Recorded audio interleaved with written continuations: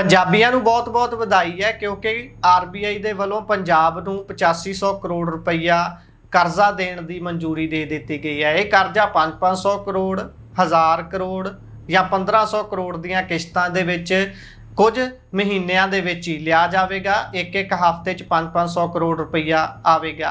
ਇਸ ਕਰਜ਼ੇ ਦੇ ਨਾਲ ਪੰਜਾਬ ਦੇ ਸਿਰ ਤੇ ਕਰਜ਼ੇ ਦੀ ਪੰਡ ਤਾਂ ਵਧਣੀ ਹੀ ਹੈ, कोई फ्री च तो देण नहीं लगा। पर इस तो भी वध चिंता की गल यह है कि की असी इस करजे नूं उतारन दे लई कोई ढुकवें कदम चक रहे हैं कि पंजाब दी ब्यूरोक्रेसी नाल दी नाल पंजाब दे पॉलिटिशियन सुहिरदता नाल काम कर रहे ने या फिर सिर्फ ते सिर्फ जुमलियां दे आसरे लोकां नूं स्पीचां दे के लुभाउण दा काम ही कीता जा रहा है ते हरेक स्टेज तो दूजे दे पीपे नूं भंड के अपने खजाने नूं भरिया होया दसना ही एक काम हुंदा है।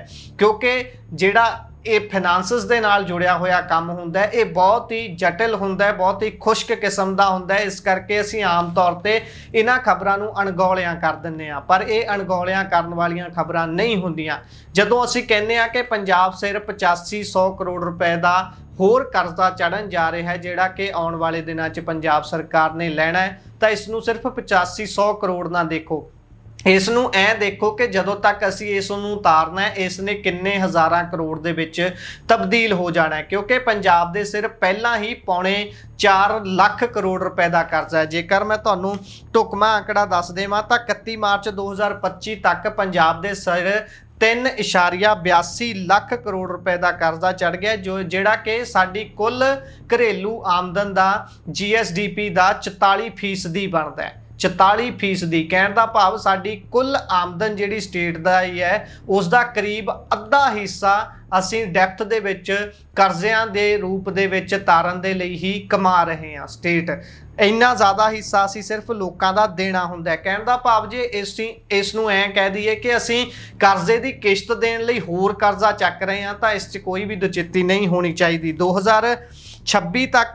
जेकर आपां 31 मार्च तक का अंदाजा लाइए तो यह कर्जा जिहड़ा है कर्जे की पंजाब दे सिर पंड है वो 4 लाख करोड़ नूं टप जाऊगी। पर इस सब दे विचाले होर गल्लां आपां ना करदे होए जेकर इस दे हल्लां वल नूं चलीए कि इस दे हल की हो सकते हैं, क्योंकि हरेक पंजाबी सवा लाख दे करजे दा कह लीए भागीदार है पंजाब दे विच हरेक पंजाबी। पर इस सारे नूं ठल पाउण दे लई इस करजे नूं उतारन दे लई पंजाब सरकार कर की रही है। जदों 2022 च इलैक्शनां होईयां उस समय क्या तां जरूर गया कि असीं माइनिंग चों इन्ने पैसे कड्डांगे, मैं बनिया आ, मैं लाला आ, मैं टैक्स डिपार्टमेंट च काम कीता होया है, मैं तुहानूं पैसिਆਂ ਤੋਂ इनकम तो तुहाडा कर्जा उतार के दिखावांगा। पर यह कर्जा किन्ना कुछ उतरिया है ये सारे जानते हैं। कर्जे की पंड लगातार दुगनी रफ्तार दे नाल जिथे पंजाब सिर वध रही है उत्थे ही इस नूं ठल्लण दे लई ते कर्जा पंजाब सिरों घटाउण दे लई किहड़े यतन कीते गए ने वो भी देखने बहुत जरूरी ने। किहड़े यतन ने वो सारिਆਂ ਦੇ सामने जग जाहर ने। ਜਿਹੜੀਆਂ पॉलिसियां पंजाब सरकार ਦੇ ਵੱਲੋਂ ਲਿਆਂਦੀਆਂ ਗਈਆਂ ਨੇ ਉਹਨਾਂ ਦੇ ਵਿੱਚ ਕਿੰਨੇ ਕੁ ਢੁਕਵੇਂ ਫੈਸਲੇ ਨੇ ਪੰਜਾਬ ਸਿਰੋਂ ਕਰਜ਼ਾ ਹਟਾਉਣ ਦੇ ਇਹ ਤੁਹਾਡੇ ਸਾਹਮਣੇ ਨੇ। ਪੰਜਾਬ ਦਾ ਕੀ ਟੂਰਿਜ਼ਮ ਡਿਪਾਰਟਮੈਂਟ ਡਿਵੈਲਪਰ ਨੇ ਨਹੀਂ ਕੀਤਾ ਜਾ ਸਕਦਾ।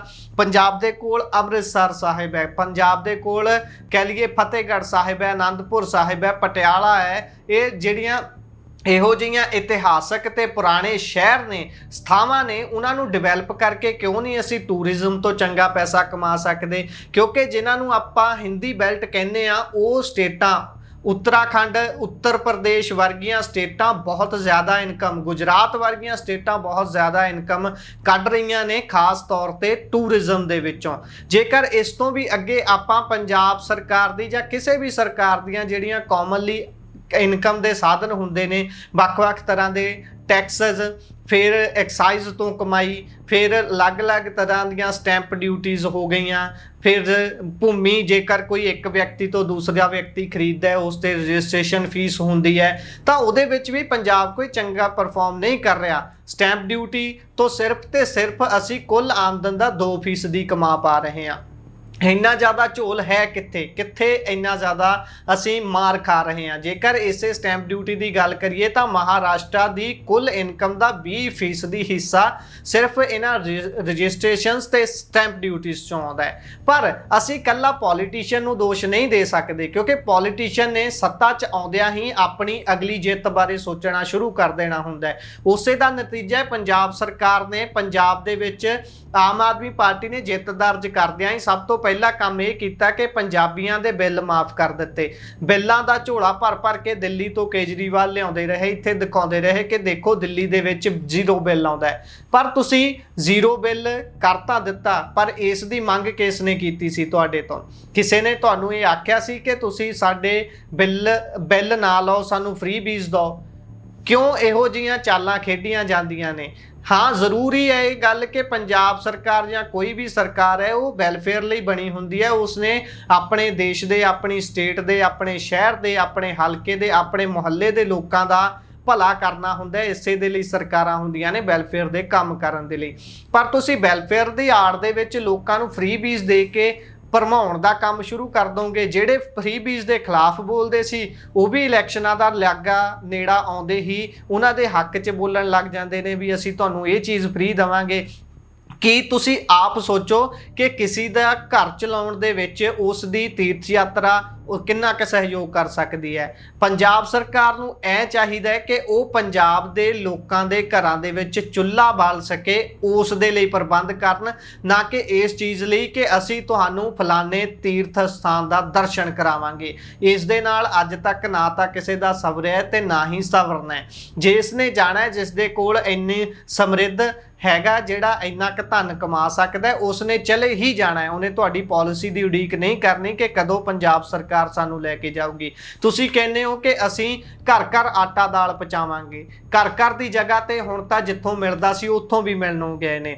ਤੁਸੀਂ ਵੱਖ-ਵੱਖ ਡਿਪਾਰਟਮੈਂਟਾਂ 'ਚੋਂ ਪੈਸੇ ਵਾਪਸ ਮੰਗਾ ਰਹੇ ਹੋ। ਪੰਜਾਬ ਦੇ ਵਿੱਚ ਪਤਾ ਨਹੀਂ ਕਦੋਂ ਕਹਿ ਲਈਏ ਫਾਈਨੈਂਸ਼ੀਅਲ ਐਮਰਜੈਂਸੀ ਵਰਗੀ ਸਿਚੁਏਸ਼ਨ ਬਣ ਜਾਣੀ ਹੈ, ਜਦੋਂ ਤੁਹਾਡੀ ਇਨਕਮ ਤੁਹਾਡੇ ਕਰਜ਼ੇ ਦੀ ਕਿਸ਼ਤ ਦੇ ਬਰਾਬਰ ਹੋ ਜਾਣੀ ਹੈ। ਤੁਸੀਂ ਫਿਰ ਕਿਸ਼ਤ ਤਾਰੋਗੇ ਜਾਂ ਫਿਰ ਆਪਣੇ ਸੂਬੇ ਨੂੰ ਚਲਾਓਗੇ। ਜਿਹੜੇ ਪ੍ਰਾਇਮਰੀ ਜੇ ਕਹਿ ਲਈਏ ਖਰਚੇ ਹੁੰਦੇ ਨੇ ਸਰਕਾਰਾਂ ਦੇ, ਉਹ ਪੈਨਸ਼ਨਾਂ ਅਤੇ ਤਨਖਾਹਾਂ ਜਿਹੜੀਆਂ ਹੁੰਦੀਆਂ ਨੇ ਇਨਫਰਾਸਟ੍ਰਕਚਰ ਨੂੰ ਚਲਾਉਣ ਦੇ ਲਈ ਜ਼ਰੂਰੀ, ਤੁਸੀਂ ਉਹ ਵੀ ਸਹੀ ਢੰਗ ਦੇ ਨਾਲ ਨਹੀਂ ਚਲਾ ਪਾ ਰਹੇ। ਪਰ ਦੂਸਰੇ ਪਾਸੇ ਪੰਜਾਬ ਦੇ ਵਿੱਚ ਜਦੋਂ ਅਸੀਂ ਵੱਖ-ਵੱਖ MLA, ਵੱਖ-ਵੱਖ ਪੋਲੀਟੀਸ਼ੀਅਨਸ ਦੇ ਵੱਲ ਨਿਗਾਹ ਮਾਰਦੇ ਹਾਂ, ਬਿਊਰੋਕਰੇਟਸ ਦੇ ਵੱਲ ਨਿਗਾਹ ਮਾਰਦੇ ਹਾਂ, ਤਾਂ ਉਹਨਾਂ ਦੀ ਵੱਧ ਰਹੀ ਇਨਕਮ ਇਹ ਦੱਸਦੀ ਹੈ ਕਿ ਪੰਜਾਬ ਤਾਂ ਬਹੁਤ ਖੁਸ਼ਹਾਲ ਹੈ। ਪੰਜਾਬ ਦੇ ਵਿੱਚ ਜਿਸ ਤਰੀਕੇ ਦੇ ਨਾਲ ਇੱਕ ਆਮ ਵਿਅਕਤੀ ਦੀ ਤਰੱਕੀ ਹੋਣੀ ਚਾਹੀਦੀ ਹੈ, ਬੇਸ਼ੱਕ ਉਹ ਤਾਂ ਨਹੀਂ ਹੋ ਰਹੀ, ਪਰ ਜਿਹੜੇ ਸੱਤਾ ਦੇ ਵਿੱਚ ਨੇ, ਜਿਨ੍ਹਾਂ ਦਾ ਸਿੱਧੇ ਤਰੀਕੇ ਦੇ ਨਾਲ ਹੱਥ ਪੈਂਦਾ ਹੈ, ਭਾਗੀਦਾਰੀ ਹੈ, ਉਹਨਾਂ ਦੀ ਇਨਕਮ ਇੰਨੀ ਤੇਜ਼ੀ ਦੇ ਨਾਲ ਕਿਵੇਂ ਵੱਧ ਰਹੀ ਹੈ? ਇਹ ਸਾਰੀਆਂ ਚੀਜ਼ਾਂ ਸੋਚਣ ਵਾਲੀਆਂ ਨੇ। ਕਿਵੇਂ ਇੱਕ ਆਮ ਸਧਾਰਨ ਮੋਬਾਈਲ ਠੀਕ ਕਰਨ ਵਾਲਾ MLA ਜਿੱਤਣ ਤੋਂ ਬਾਅਦ ਸਿਰਫ ਪਹਿਲੀ ਟਰਮ ਦੇ ਵਿੱਚ ਹੀ ਲੋਕਾਂ ਦੇ ਕੰਮ ਕਰਨ ਦੀ ਬਜਾਏ ਬਿਲਕੁਲ ਆਲੀਸ਼ਾਨ ਆਪਣਾ ਘਰ ਬਣਾਉਣ ਦੇ ਵਿੱਚ ਰੁੱਝ ਜਾਂਦਾ ਹੈ, ਉਹ ਵੀ ਸਭ ਤੋਂ ਕੋਸਟਲੀ ਰੋਡ ਦੇ ਉੱਪਰ। ਇਸ ਤੋਂ ਅੱਗੇ ਜੇਕਰ ਬਿਊਰੋਕਰੇਸੀ ਦੀ ਗੱਲ ਕਰੀਏ, ਅਸੀਂ ਆਮ ਤੌਰ ਤੇ ਬਿਊਰੋਕਰੇਸੀ ਨੂੰ ਫੇਸਲੈਸ ਮੰਨ ਕੇ ਉਸ ਨੂੰ ਛੱਡ ਦਿੰਦੇ ਆ ਕਿ ਇਹਨਾਂ ਦੀ ਕੋਈ ਗਲਤੀ नहीं है, पॉलिटिशियन इन्हों चलाते हैं। पर असल गवर्नमेंट तो ब्यूरोक्रेसी होंदी है। पॉलिटिशियन ने 5 साल राज करके रहना है, चले जाना है, पर ब्यूरोक्रेसी क्यों नहीं अपने पद्धर ते इहो जिहे कदम चकदी जिस दे नाल उस स्टेट नूं, जिस स्टेट दे लई वो काम कर रहे ने, उस नूं कर्जे चों कढिया जा सके, उस दे कर्जे दे जंजाल नूं घट कीता जा सके। दूजे पासे विरोधी धिर कित्थे है? विरोधी धिर अपणियां भूमिका कित्थे निभा रही है? जेकर विरोधी धिरां दी गल करिए तां उन्हां ने भी यही कुछ कीता है। जिहड़े हुण कहंदे ने कि इन्हां ने सैंड माफिया चलाया, वो पहलां आप सैंड माफिया चलाउंदे रहे ने। जिहड़े हुण आख रहे ने कि इन्हां दे कोल ਵੱਖ-ਵੱਖ ਤਰ੍ਹਾਂ ਦੇ ਵੱਡੇ ਕਾਰੋਬਾਰੀ ਆਉਂਦੇ ਨੇ ਤੇ ਆਪਣਾ ਕੰਮ ਕਰਾ ਕੇ ਲੈ ਜਾਂਦੇ ਨੇ। ਇਹ ਜਿਹੜੇ ਪਹਿਲਾਂ ਸਨ ਉਹ ਖੁਦ ਆਪ ਬਹੁਤ ਵੱਡੀਆਂ ਇੰਡਸਟਰੀਆਂ ਚਲਾਉਂਦੇ ਰਹੇ ਨੇ। ਹੁਣ ਵੀ ਧਨਾੜ ਨੇ, ਹੁਣ ਵੀ ਇੰਡਸਟਰੀਆਂ ਚੱਲ ਰਹੀਆਂ ਨੇ। ਉਹਨਾਂ ਨੂੰ ਪੰਜਾਬ ਦਾ ਕੋਈ ਫਿਕਰ ਨਹੀਂ ਹੈ, ਉਹਨਾਂ ਨੂੰ ਆਪਣੇ ਕਾਰੋਬਾਰਾਂ ਦਾ ਫਿਕਰ ਹੈ। IAS ਲੌਬੀ ਐਡੀ ਵੱਡੀ ਹੈ ਪੰਜਾਬ ਦੀ, ਉਹ ਕੀ ਕਰ ਰਹੇ ਨੇ? ਕੇਂਦਰ ਜਦੋਂ ਵੀ ਤੁਹਾਨੂੰ ਦਬਕਾ ਮਾਰਦਾ ਤੁਸੀਂ ਬੈਠ ਜਾਂਦੇ ਹੋ ਚੁੱਪ ਕਰਕੇ, ਜਾਂ ਫਿਰ ਤੁਸੀਂ ਕੋਰਟ ਦਾ ਰਾਹ ਅਖਤਿਆਰ ਕਰ ਲੈਂਦੇ ਹੋ। ਪਰ ਕੋਰਟ ਦੇ ਵਿੱਚ ਤਾਂ ਸਾਲੋ ਸਾਲ ਮਾਮਲੇ ਲਟਕਦੇ ਰਹਿੰਦੇ ਨੇ। ਸਾਲੋ ਸਾਲ ਤੁਸੀਂ ਕਰਜ਼ਾ ਲੈ ਕੇ ਘਰ ਚਲਾਉਂਦੇ ਰਹੋਗੇ। ਜਦੋਂ ਤੱਕ ਤੁਸੀਂ ਇਹ ਕਰਜ਼ਾ ਲੈ ਕੇ ਘਰ ਨੂੰ ਚਲਾਉਂਦੇ ਰਹੋਗੇ ਉਦੋਂ ਤੱਕ ਇਹ ਜਿਹੜੀ ਕਿਸ਼ਤੀ ਹੈ ਇਹ ਡੁੱਬਣ ਕੰਢੇ ਖੜੀ ਹੋ ਜਾਊਗੀ। ਇਹ ਬੇਸ਼ੱਕ 85-100 ਕਰੋੜ ਰੁਪਈਆ ਇਹ ਕਰਜ਼ਾ ਹੈ, ਪਰ ਇਹ ਜਿਹੜਾ 85-100 ਕਰੋੜ ਹੈ ਇਹ ਕਦੋਂ 85,000 ਕਰੋੜ ਬਣ ਜਾਣਾ ਹੈ ਇਹ ਪਤਾ ਵੀ ਨਹੀਂ ਲੱਗਣਾ। ਅਸੀਂ ਆਮ ਤੌਰ ਤੇ ਦੇਖਦੇ ਹਾਂ ਕਿ ਕਿਸ ਤਰੀਕੇ ਦੇ ਨਾਲ, ਕਿਸ ਰਫ਼ਤਾਰ ਦੇ ਨਾਲ ਪੰਜਾਬ ਦੇ ਵਿੱਚ ਵੱਖ-ਵੱਖ ਪੋਲੀਟੀਸ਼ੀਅਨਸ ਦੀ ਵੈਲਥ ਵੱਧ ਰਹੀ ਹੈ, ਕਿੰਨੀ ਉਹਨਾਂ ਦੀ ਇਨਕਮ ਦੇ ਵਿੱਚ ਗਰੋਥ ਹੋ ਰਹੀ ਹੈ। ਪਰ ਆਮ ਵਿਅਕਤੀ ਦੀ ਇਨਕਮ ਦੇ ਵਿੱਚ ਇਹ ਗਰੋਥ ਕਿਉਂ ਨਹੀਂ? ਜੇ ਤੁਸੀਂ ਕਰਜ਼ਾ ਲੈ ਰਹੇ ਹੋ ਉਸ ਨੂੰ ਲਾ ਕਿੱਥੇ ਰਹੇ ਹੋ?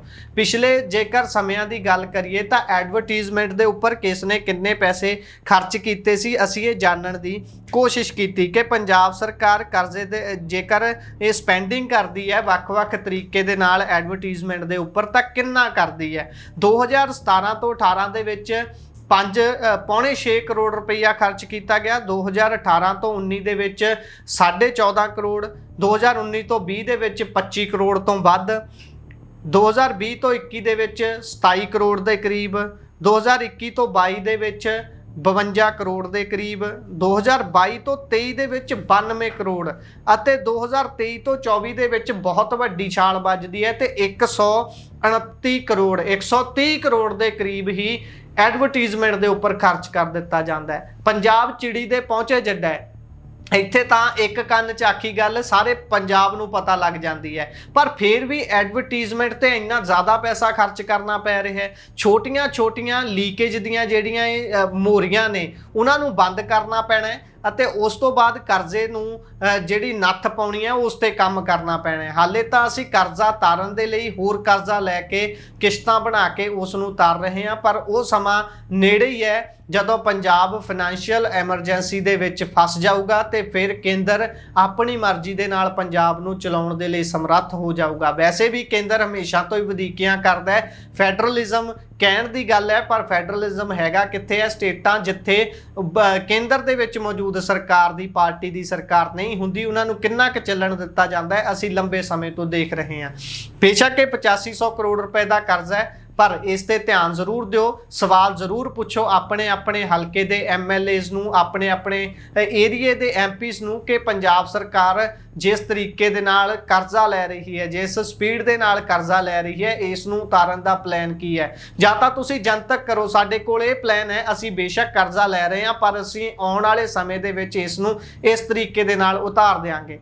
ਕਿੱਥੇ ਨੇ ਤੁਹਾਡੇ ਉਹ ਪਲਾਨ? ਕਿੱਥੇ ਹੈ ਤੁਹਾਡਾ ਮਾਸਟਰ ਸਟ੍ਰੋਕ ਜਿਹੜਾ ਤੁਸੀਂ ਖੇਡਣਾ ਹੈ? ਪਰ ਕਦੋਂ ਖੇਡਣਾ ਹੈ? ਉਦੋਂ ਖੇਡੋਗੇ ਜਦੋਂ ਪੰਜਾਬ ਪੂਰੀ ਤਰ੍ਹਾਂ ਕਲੈਪਸ ਹੋ ਜਾਊਗਾ। ਤੁਹਾਡੇ ਸਾਰਿਆਂ ਲਈ ਇਹ ਸਵਾਲ ਹੈ, ਇਸ ਦਾ ਜਵਾਬ ਜ਼ਰੂਰ ਦਿਓ। ਜੁੜੇ ਰਹੋ ਪੰਜਾਬੀ ਰੇਡੀਓ ਤੇ ਪੰਜਾਬੀ ਟੀਵੀ USA ਦੇ ਨਾਲ। ਧੰਨਵਾਦ, ਸਤਿ ਸ਼੍ਰੀ ਅਕਾਲ।